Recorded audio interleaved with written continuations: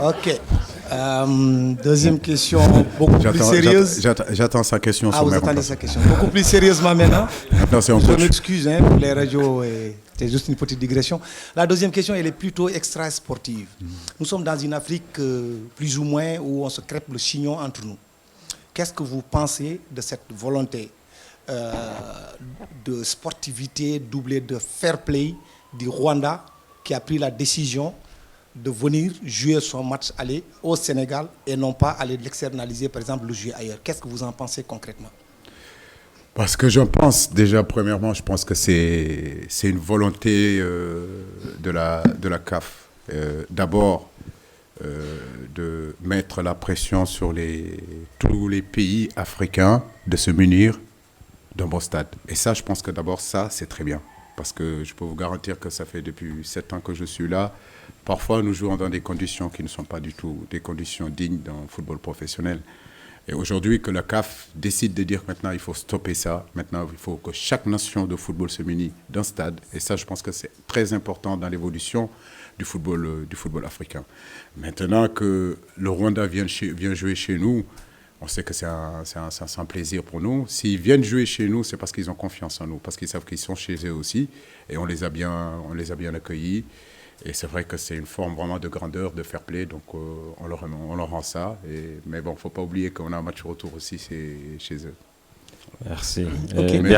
Le fait que la Confédération africaine impose aussi des stades à toutes les nations, ça vraiment c'est quelque chose de très très très bien. Donc parce que les pays aujourd'hui vont se démêler pour justement mettre des infrastructures adéquates, parce que nos garçons aujourd'hui évoluent dans des championnats professionnels, ils jouent dans des conditions très très très très avancées. Si on veut que le football africain aussi aille de l'avant, qu'on ne nous traite pas de petits tournois, il faut qu'on soit à la hauteur aussi de ces infrastructures-là. Et je pense que la CAF a très bien fait de faire ça. Je disais que oui, on aurait bien aimé jouer, mais ce n'est pas le cas. Donc cette préparation, c'est vrai que pour la Coupe du Monde, on ne l'a pas encore commencé. C'est ça la vérité.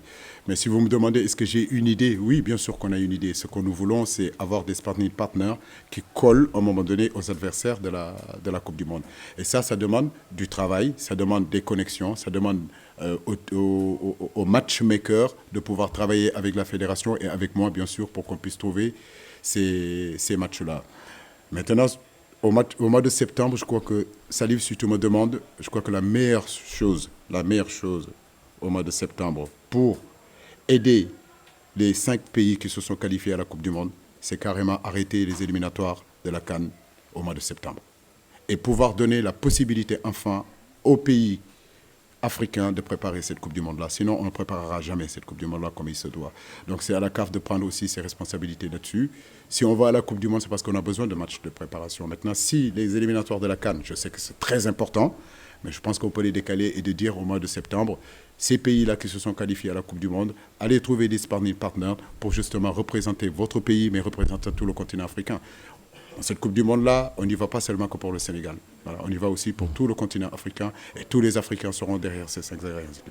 Merci, coach. Xanaa ñu jéem a def tënk bu ndaw mais juste 2 minutes ci wolof. Waaw ci wolof maanaam léegi waaw da ngeen di jël ñu bëgg waaw.